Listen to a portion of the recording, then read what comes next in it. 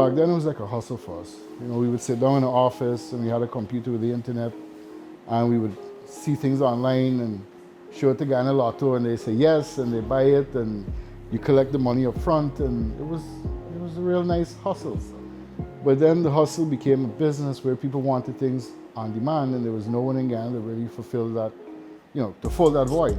Years ago when I first came back to Ghana from Venezuela, I was looking for something to get done. I used to work in the mines, I was a gold miner, and quickly realized that mining wasn't for me.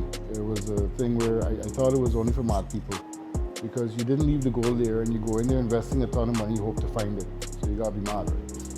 So I didn't want to be mad anymore and I came back home and I started up a little meat center that my mother had at the time in Rob Street, in the BB building. And that too had its challenges with blackout and damaging of equipment and spoilage of meat. So got out of that, went into beverages. I had a few business partners at the time. And that presented another challenge. So it was one thing after the other. We had expiration dates, we had damages, and smuggling. Smuggling is one of the biggest problems we had at the time. So from there we had an opportunity to buy Margarita's Gift Shop, which we did. And that kind of spawned Branders. A friend of mine, a guy named Daniel Segrim, and we started, our first big order was with Digicel. And from there, Daniel did his own thing, he had an outdoor thing, and then I started Corporate Gifts with the revenue that we made from that sale to Digicel. And then from there, we started to get big clients. And so we started an uphill journey of buying equipment and buying blanks, and we started off buying like 12 different pens in 6 colors each, and we bought like 12 of each color, and that was humongous. And 6 years after, we're doing 1,001 color, and you know, we're stocking everything that we have here. So when a client comes in, they can place an order right away. In a day or two, they get it. I remember when I was getting gray hair with my children, my daughter would make a joke and she says, better to pull out the black hair than the gray hair. That's when I had hair. So I'll tell you what we don't do. We don't do signage. For that, we recommend other companies, particularly Modern Graphics. We don't make a profit off of it. We try to be a one-stop shop for corporate Ghana. So ID card printing, garments, customized flags, tents, feather flags, customized awards, promotional products. There's not much that we don't do. I think I went through a phase of insanity when I did this, but it was a good insanity. It was like 4 years before I actually started to brand that I was studying this thing. I would go online, go on YouTube, whatever little bit of money I had, I would travel to the States, do a screen printing course or go and do a pad printing course or something like that.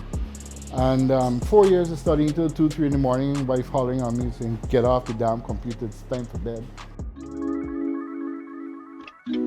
For the first time in my life, I decided to listen to these people that I thought were crazy too. The ones that said, chase your dreams, you know, and you'll never work a day in your life. Find something that you love, you'll never work a day. And I could never figure that out because I had 2 young children. I had a wife. I didn't own a home, I didn't own a car, the bank owned everything. I didn't even have a home then, I was renting from place to place. And it was a struggle, it was, you know. And then when we finally got a little break and we started getting these orders in, one of the banks approached us when we were in Thomas Street by Dr. Shivnana's clinic upstairs. One of the banks approached us and said, you know, you should take this thing bigger. We're willing to support you. It was kind of a do or die situation. If we're gonna commit, we're gonna commit. And so we started to buy the first printer. It cost us about 8,000 US and that was humongous at the time. And so we took bank loans. We got the loans from the bank. Quite a lot of loans we took. We were 1 million US in debt to the bank.